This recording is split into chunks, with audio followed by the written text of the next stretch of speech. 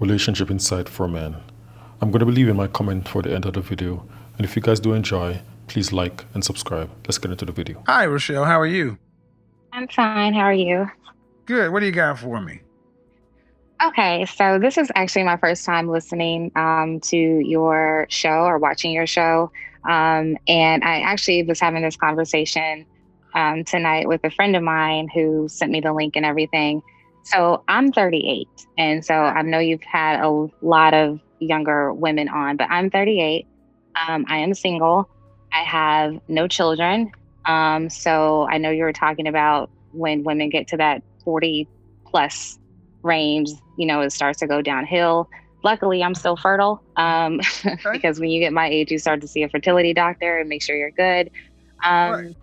But I guess my question to you would be for women that are over the age of 35 or like myself, approaching, 40 in 2 years, it is very difficult out here to find men that are really ready to settle down and take things seriously. I've met plenty of guys that are really great, but then they have these insecurity issues, or they're just still playing the field, or they're entertaining. Shorten it up. You're 38 and you're ready to get married and you're good. But the problem is you can't seem to find a man that's ready to marry you. I wouldn't say necessarily ready to marry me, but ready to at least be. Do you want to be married? Do you want to be married? I do. How long should it take a man to marry a woman? How long should it take a man before he knows he wants to marry a woman? I think that most men probably know within 6 months to a year. So again, you want to be married. So you want to be on that path because you're 38. What city are you in? I'm in Chicago. All right. So when I talk about no man's land, danger zone, and all this other thing, I say it not to be pejorative. It's just to focus. Just because you're over 35 doesn't mean it's over. I mean, I know women that are that age. I've actually gone out with women that age. But it's different. Mm-hmm. It's different in the sense that what's the longest relationship you've ever had? My longest relationship was 5 years. How long ago was that? Hi, Jessica. Hi, Monique. I see you in there. 5 years. How long ago was that? That was in 2017. 2017. 5 years. It ended in 2017? Yes. So you were 2012, 2017. Were you guys in the same city? Yes. Why didn't you guys get married? He was a serial cheater. I mean, honestly. Year one or year 5? In year 3. So why'd you stay? I think I was curious. No, I understand. I think that I had to do a lot of self-reflection in order to understand that after the relationship. And it was a lot of... okay, that's fine. That's okay. You're trying. I mean, I've got 4 more people. I need to kind of get through this. And that's fine, You don't find... I mean, 3 years, people need to go through their process. Just get rid of somebody. I get it. How tall are you? I'm 5'5". Dress size?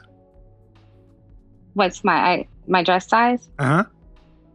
Did you say my dress size? Yes. I'm a size 6 or 8. Size 6 or 8. And how much did you weigh the last time you weighed yourself? I weigh myself every day, so I was 148 this morning. Cool. Last question. If you had to give yourself a rating, just your face, fresh face right out of the shower, your natural hair, what would you give yourself on a scale from 1 to 10, and you cannot use 7? Oh, I'm not going to use 7. I would give myself at least 8.95. Okay.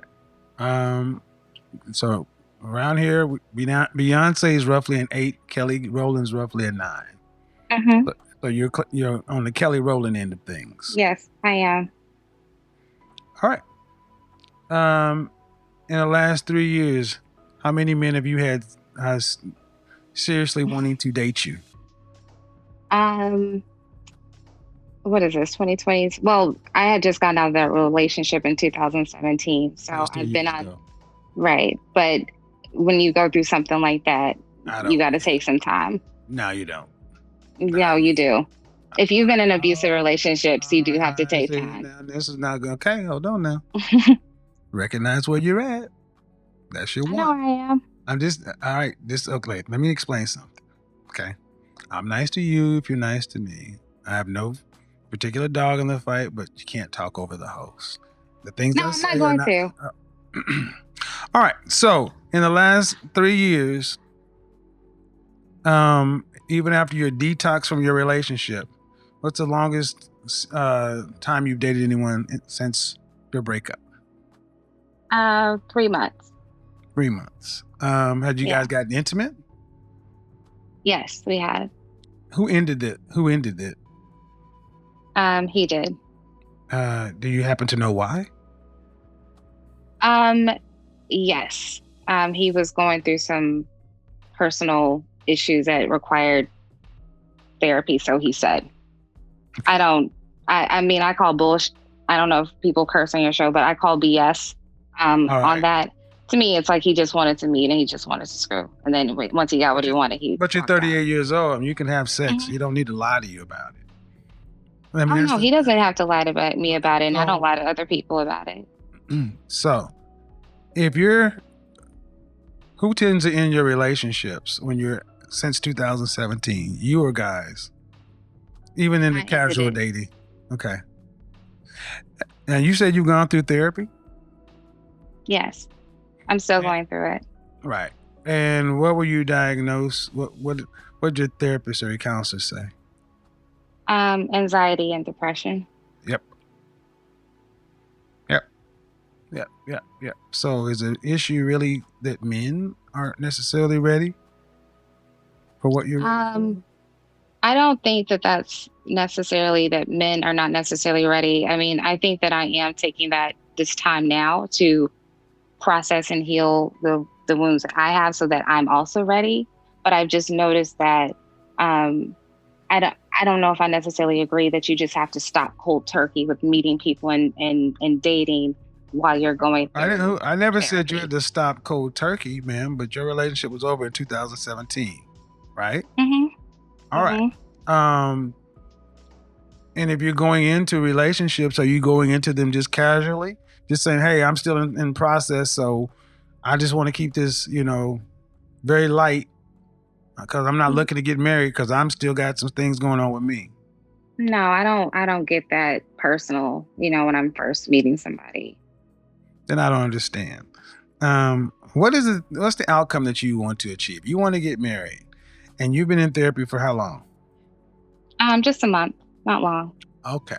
I have to ask, if what you were saying happened was so traumatic, why did it take you 3 years before two plus years before you started counseling? I have a very public facing career, and I have moved quite a bit. In those 3 years, I lived in 3 different cities. So I mean that was also part of it. But now I'm having time to kind of reflect. And then my father died in September. Okay. So all of that compounded is so in led to 3 this. so in 3 years, okay, I'm going on what you said, that it was a traumatic relationship. Hmm. And having a public facing career, celebrity stars, people get counseling all the time. It would have been wiser to do it back then, so we wouldn't just be, because you're only a month into it now. Hmm. You're not ready. Okay. And I'm telling you, in the interaction I'm having with you, you're editing yourself right now, but I can feel what you're doing. How am And I so editing myself? Look, man, I'm good at what I do. I don't have thousands of people watching me because I don't. But what I'm telling you, even if you're as attractive as you say you are, you will be difficult to date Why? because you're still broken. Hmm. You want to go back and forth with me over certain things. And I'm like, ma'am, 5 years. And if it hurt that much, that means between 2017 and last month, the guys that you've interacted with were getting pieces. So the problem isn't finding men who are ready to do whatever. Even if you met a perfect man, you're not whole enough to be a wife. Which is what I talk about often on this show. Professional, attractive, successful women whose relationship skills are completely unfit for the things they say they want. And it's because we have such a stigma in the Black community about therapy. So we're the last people to go seek it. Then when we do go seek it, we don't want it to take as long as it does. And then the sad part is we start diagnosing everybody else when you're a novice in therapy. If you know you ultimately want to get married, the best thing to do is, when's the last time you saw your ex? He came to my father's funeral, so in September. Is he in the same city? No. Okay. And when you date now, well, I have to ask, how do you get your itch scratched? Do you have an itch scratcher? Yeah. Okay. I'm okay with that. Does he know does he know he's an itch scratcher? Yes. Yeah. And he's been scratching your itch for quite a while. Are you talking about my ex or? No, I'm talking about the guy you're having sex with. Oh, okay. No, I'm sorry. Honestly, I thought you were actually talking about like a toy. No. I mean a physical. No, I don't. No, I'm not intimate with anybody. When was the last time you were intimate with someone? Last month. What is this, November? Yeah, last month. Okay, but all right, and that was okay. So you don't have a friend with benefit then who you can have sex with on a consistent. I mean, I do, but they're just not in Chicago. But I do. Okay, it sounds very chaotic, ma'am. It's not. It's not chaotic. Okay. No, I think you're absolutely right when you talk about, being a whole woman and having broken pieces and things to fix, which is why I'm seeking the help. But my life is not chaotic. Saying that, and say you okay. Choose whatever word it fits. It just doesn't sound very simple. If you have someone that you have as a friend with benefits, somebody to have sex with, but they're not in town. But I don't need it like that. You know what I'm saying? Like, it's not that serious to me. So that's why I don't think that that's a complicated part of my life, because it's not that necessary. So sex is okay. So then why do you have a battery operated buddy if it's not that necessary? I mean, the physical touch of a man is not that necessary for me to have to fly out to LA. And thank you. Right there. Thank you. Thank you. The physical touch of a man is not that necessary because you have a battery operated buddy. And see, that's the brokenness, which is the chaotic part. What I'm saying is that I'm just not going to. Just because, okay. All right. This could possibly get very messy. At the end of the day, ma'am, at 38 years old, the issue is not men. The issue is not men. The issue is not men. Especially men in Chicago. You're in an international city. There are plenty of marriageable men that are damn sure earning well, who are marriage minded. Excuse me? I said there certainly are. I mean, I literally just moved here on Saturday. Right. So, but I will tell you, without a shadow of a doubt, if you're, what kind of income do you want your potential husband to make? Honestly, I've never been that much of a stickler when it comes to that. Give me a ballpark. Just I ballpark. would say maybe 200. $200,000. Do you care if he has kids or not? No, I mean, Okay. at my age, I feel like men that I'm gonna meet that are older will and how likely tall? have Do you care kid. how tall he is? I mean, as long as he's maybe 5'9" and up, it's How fine. tall are you? 5'5". 5'5". All right. What percentage of men in this country earn over $200,000? Geez. Well, if we're talking black men, Nope, just men. Period. just men, maybe 6%. Right. So, and men who are making that kind of money, Mm-hmm. 6% roughly, they, for the most part, are the cream of the crop of financial earners. They have their pick of the litter. So I asked the question I asked the question of you that I asked all women. Why would a man who's earning $200,000 plus, who can have any woman, want you? Well, I think that I would be coming in with also my own, 6-figure salary. Don't give a shit about your money.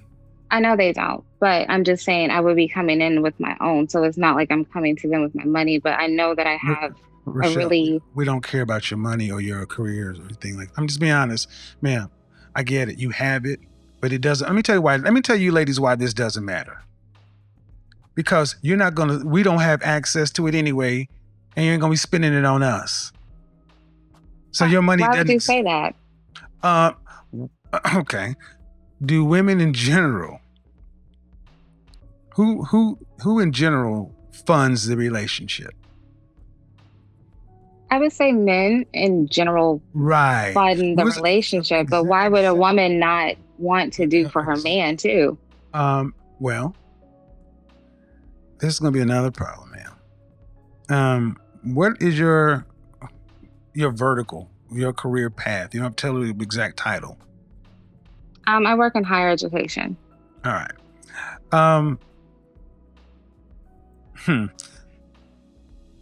Women typically don't spend money on men. Period. Point blank, end of sentence. I do very well for myself, and it's not a surprise. We laugh about how you can buy a Birkin bag over here, but they think they bought you a video game. It's something. Mm-hmm. What's the most you've ever spent on your man that's not a birthday, Christmas, or anniversary type gift, just on a Tuesday?